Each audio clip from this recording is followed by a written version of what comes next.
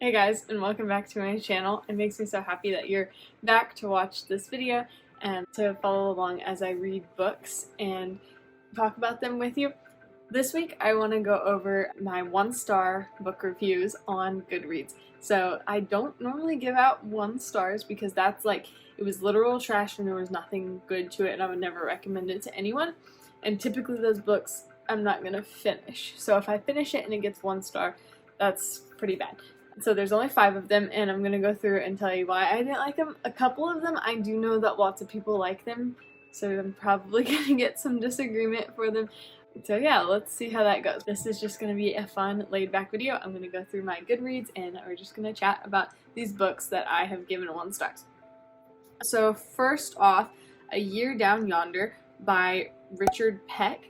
Honestly, I remember nothing about this book. So let's see why I gave it 1 star. Let's see, the description is, Mary Alice remembers childhood summers packed with drama. At 15, she faces a whole long year with grandmother Dowdle, well known for shaking up her neighbors and everyone else. All Mary Alice can know for certain is this: when trying to predict how life with grandma might turn out, better not. Okay, so she can't predict how life with grandma is going to turn out.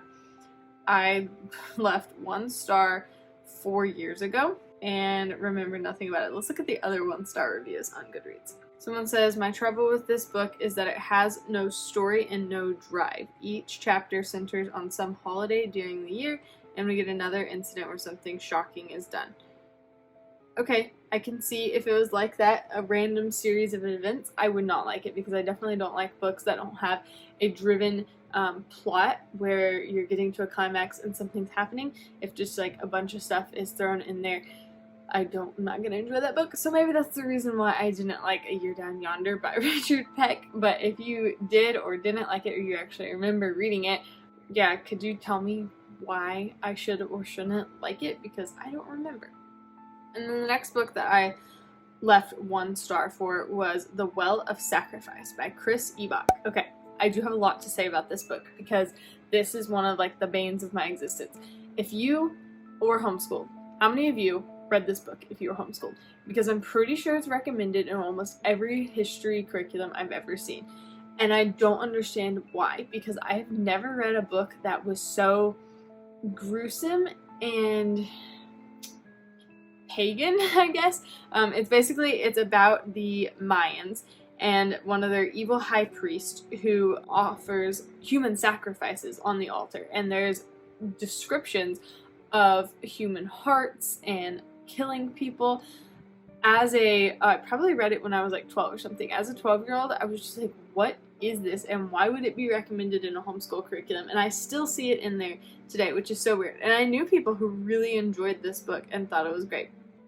On Goodreads, it has an average rating of 4 stars. Someone says they read it with their 13-year-old son.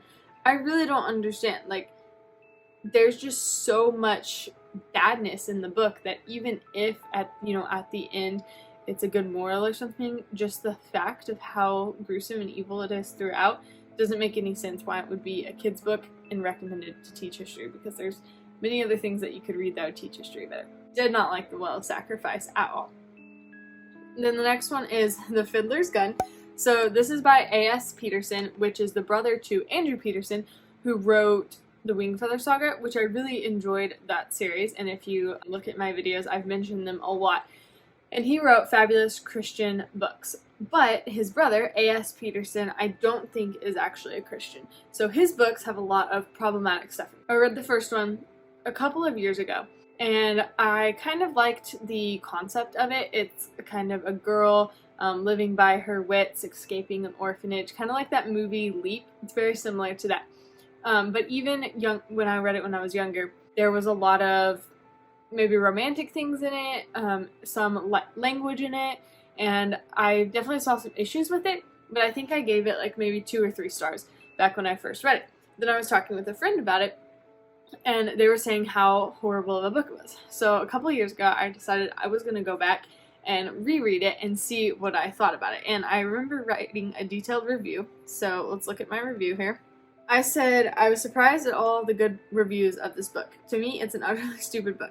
Maybe I'm being too harsh, but after reading so many classics with good content, this doesn't even compare. Yeah, so last year I read a lot of classics like Anna Karenina. I was very steeped in the classics, even listening to them. So then reading something like this was such like it was like a culture shock. You're just like, whoa, this is what modern writing is like. Okay, I want to like it because it's historical fiction. But the main character, she's really annoying, and she's very not feminine at all. Like, she's very into trying to be a boy, and even I think the orphanage leaders are basically trying to make her into someone feminine, and they're giving her dresses and trying to make her act like the girls, but she only wants to hang out with the boys, and even as she gets older, she just wants to be strong, she wants to save the world. So it's a very feminist message, I felt like. And then for, cleanliness, there was lots of language in there, especially for a kid's book.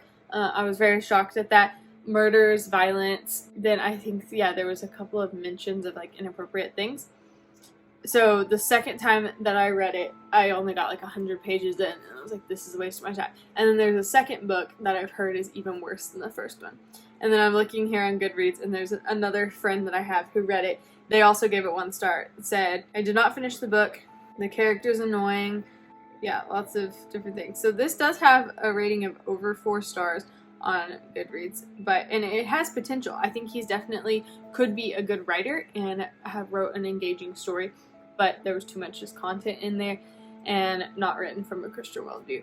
So I would not recommend The Fiddler's Gun, which is sad because it's kind of in that genre that there needs to be more of, like adventurous, fun, historical, not one I can recommend. And then the 5th book that I only gave 1 star was The Governing Texas book I had to read for my Texas government college class. And let's just say it was a textbook, so it was very dry, and it was also kind of liberal because obviously it was written recently, and if it's required in a community college, it's probably going to be really liberal. So I didn't really enjoy reading it and having to read through however many hundreds of pages it was, and it being very dry. Kind of my first experience with a true college textbook, so that's probably why I hated it so much, but most of the other reviews were not good, obviously. I mean, I did learn a lot about Texas government that I hadn't known before, but still, obviously I wouldn't recommend a government textbook.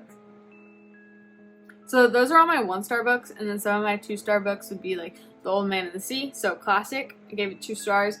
Just because it's a classic, basically. The Great Gatsby has 2 stars, same thing with that. Redwall, yeah, a lot of people love Redwall, but I only gave it 2 stars and did not like that much. The 13th Tale, oh, I'm gonna have to go through my books that I only gave 2 stars, because there's quite a few of those, and a lot of those, like, I have good reasons. Like, there's pros and cons to the book. It's not like, oh, it's just a terrible book and I hate it, but there's good enough reason for me to give it 2 stars.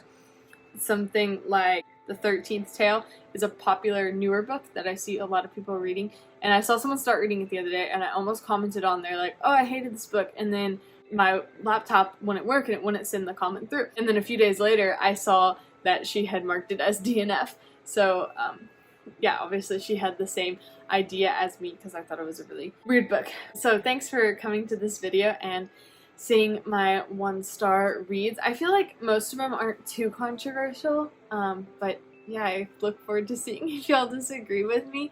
Have you read any 1-star books this year? Because I haven't yet this year, which is really good. I've been trying to pick books that I know I'll agree with and that have been on my TBR for a while for good reason. And there's a lot of books I've DNF'd, so maybe that's why they don't get 1-star reviews from me. But yeah, I enjoyed making this video, and kind of the reason behind this channel is to warn you against books that you shouldn't read, even if other people are telling you to read, kind of just giving you a warning about what is in there.